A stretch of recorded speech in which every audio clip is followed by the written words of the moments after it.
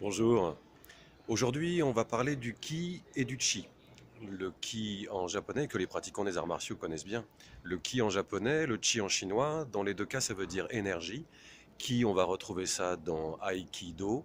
Et chi, on va le retrouver par exemple dans Tai Chi Chuan. Le ki et le chi sont là parce que les pratiquants d'arts martiaux considèrent que l'énergie universelle transite par notre corps à travers la respiration. Quand on est un pratiquant d'arts martiaux, l'une des premières choses qu'on apprend par exemple, c'est que au moment où on va donner un coup à son partenaire de combat, si on donne ce coup sur la fin de l'expire, c'est là qu'on va être le plus puissant. Et donc pour vérifier ce qu'on est en train de dire, je vous invite à faire l'exercice suivant. Vous demandez à un ami, un collègue de venir se placer derrière vous. Vous respirez tout à fait normalement et vous lui demandez simplement de vous pousser, de faire une petite impulsion dans votre dos et assez naturellement, vous allez donc vous basculer vers l'avant.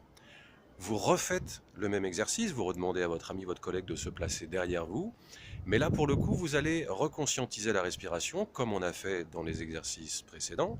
Donc vous venez gonfler votre ventre en inspirant par le nez et vous faites une profonde expiration. Et vous demandez à votre collègue ou votre ami de faire la même impulsion dans le dos, mais d'attendre que vous soyez sur la fin de l'expire. Pendant que vous êtes dans cette respiration, vous conscientisez l'intensité, la profondeur de votre respiration et vous conscientisez que vous êtes bien ancré dans le sol. Vous l'invitez à faire cette poussée sur la fin de l'expire. Et vous allez voir la différence. Je vous invite bien sûr à mettre les commentaires en dessous de la vidéo.